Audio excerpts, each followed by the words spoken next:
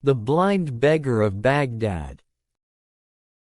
The Caliph Haroun-al-Raschid sat in his palace, wondering if there was anything left in the world that could possibly give him a few hours of amusement, when Giafar the Grand Vizier, his old and tried friend, suddenly appeared before him.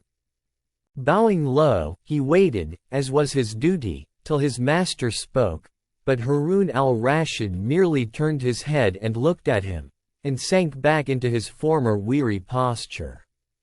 Now Giafar had something of importance to say to the Caliph, and had no intention of being put off by mere silence, so with another low bow in front of the throne, he began to speak.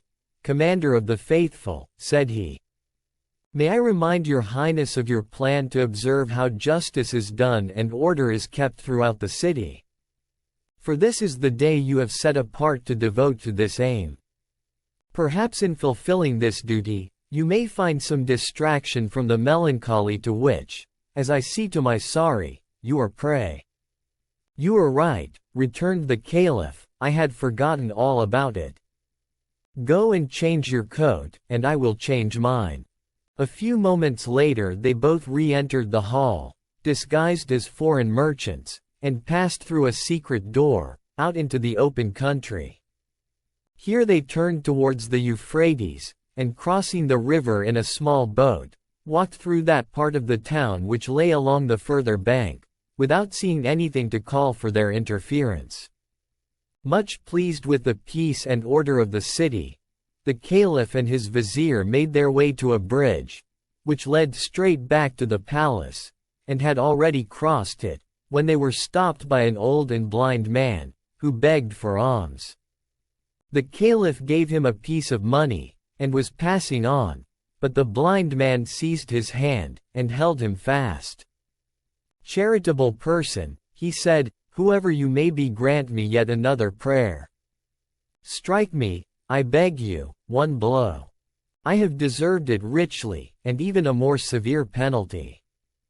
The Caliph, much surprised at this request, replied gently, "My good man, that which you ask is impossible. Of what use would my alms be if I treated you so ill?" And as he spoke he began to loosen the grasp of the blind beggar. "My lord," answered the man, "pardon my boldness and my persistence. Take back your money, or give me the blow which I crave. And if you knew all, you would feel that the punishment is not a tenth part of what I deserve." Moved by these words, and perhaps still more by the fact that he had other business to attend to, the Caliph yielded, and struck him lightly on the shoulder. Then he continued his road, followed by the blessing of the blind man. When they were out of earshot, he said to the vizier, "There must be something very odd to make that man act so. I should like to find out what is the reason. Go back to him.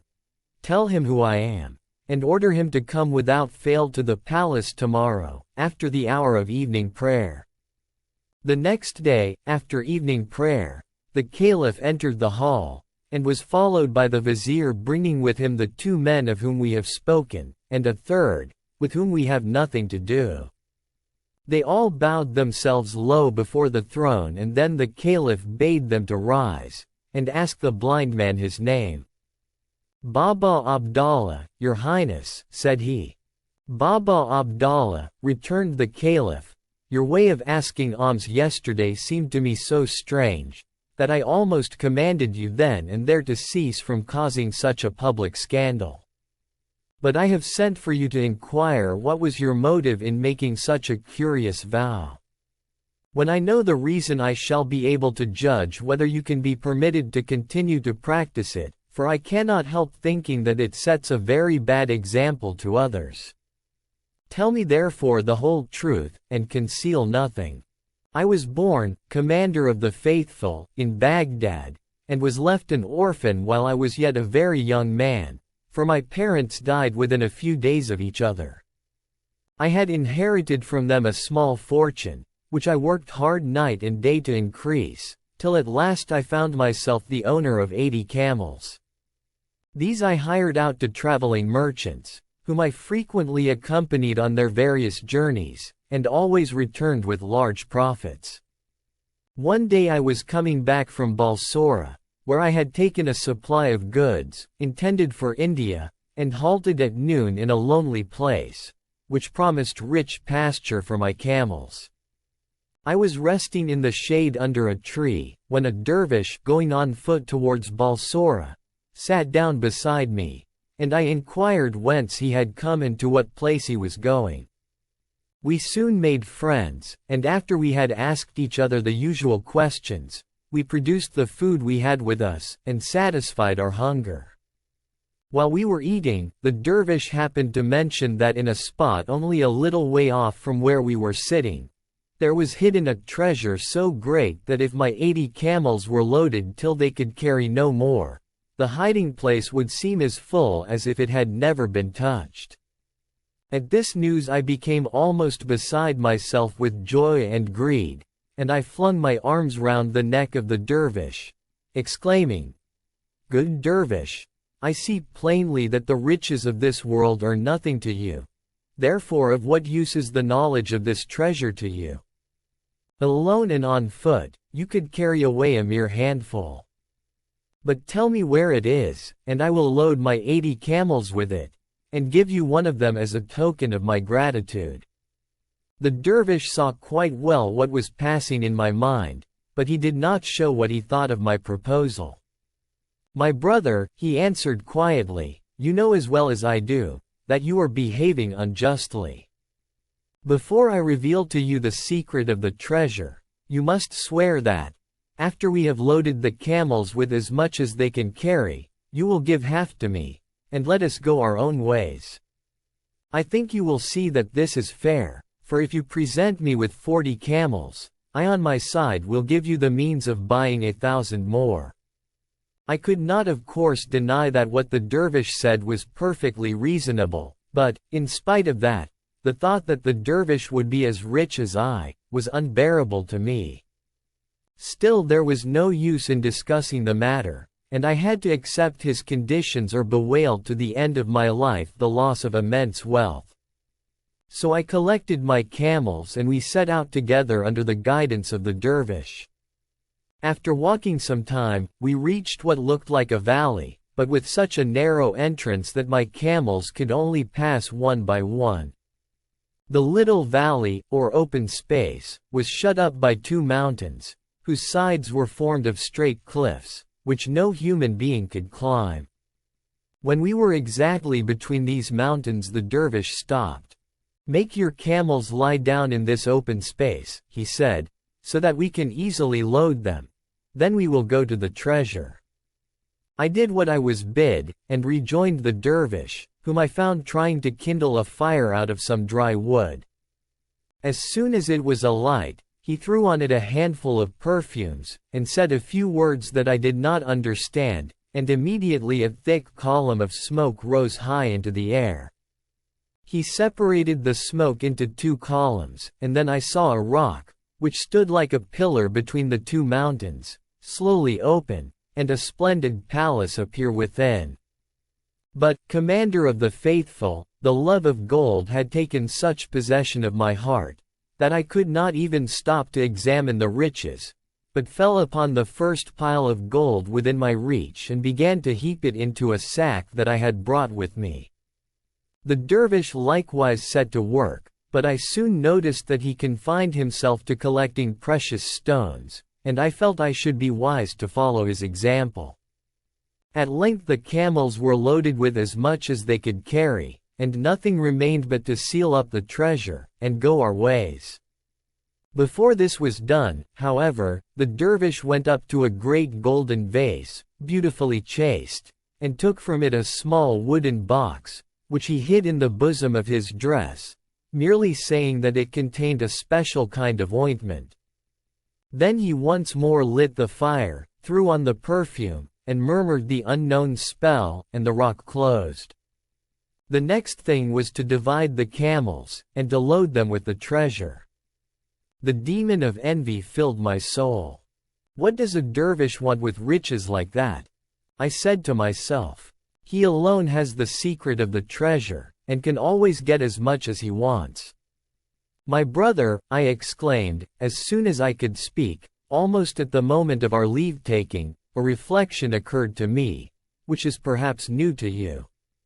You are a dervish by profession, and live a very quiet life, only caring to do good, and careless of the things of this world.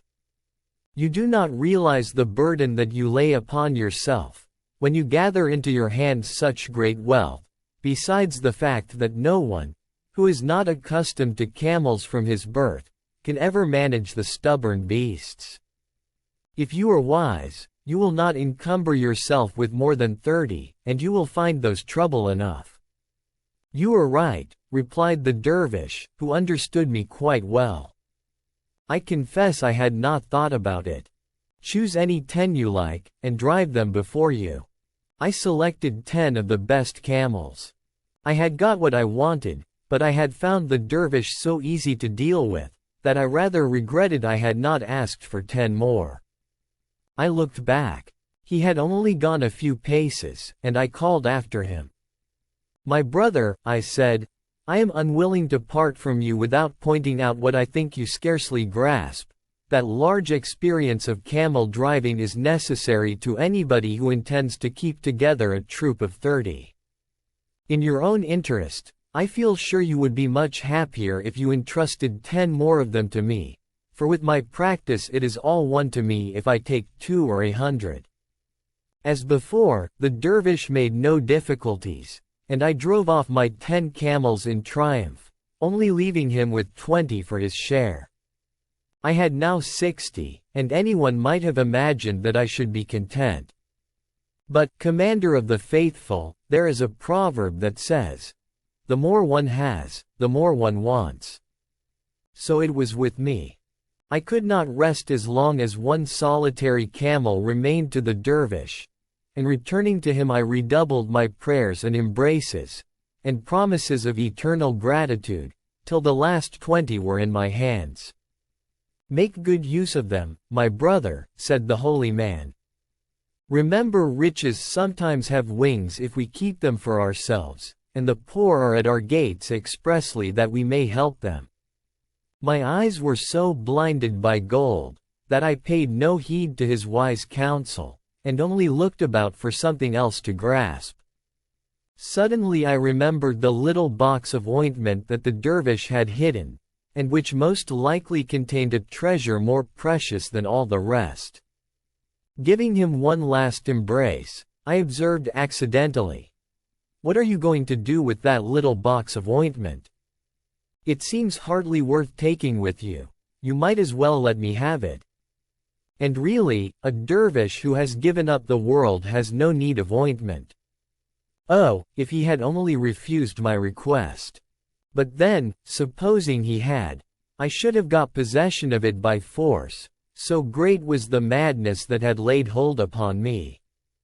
However, far from refusing it, the dervish at once held it out, saying gracefully, "Take it, my friend, and if there is anything else I can do to make you happy you must let me know." Directly the box was in my hands I wrenched off the cover.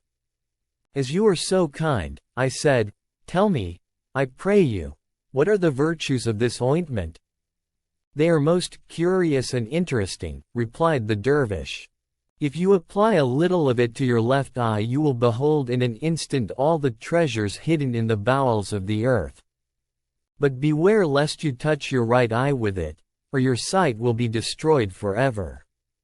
His words excited my curiosity to the highest pitch. "Make trial on me, I implore you," I cried, holding out the box to the dervish. "You will know how to do it better than I. I am burning with impatience to test its charms."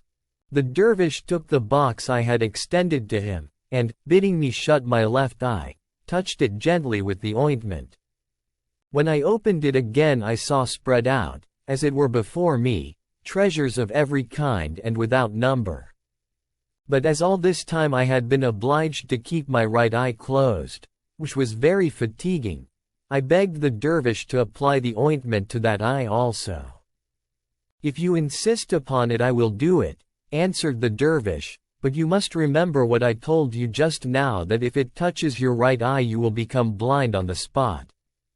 Unluckily, in spite of my having proved the truth of the dervish's words in so many instances, I was firmly convinced that he was now keeping concealed from me some hidden and precious virtue of the ointment. So I turned a deaf ear to all he said. "My brother," I replied smiling, "I see you are joking. It is not natural that the same ointment should have two such exactly opposite effects." "It is true all the same," answered the dervish, "and it would be well for you if you believed my word. But I would not believe, and, dazzled by the greed of avarice, I thought that if one eye could show me riches, the other might teach me how to get possession of them." And I continued to press the dervish to anoint my right eye, but this he resolutely declined to do. "After having conferred such benefits on you," said he, "I am loath indeed to work you such evil.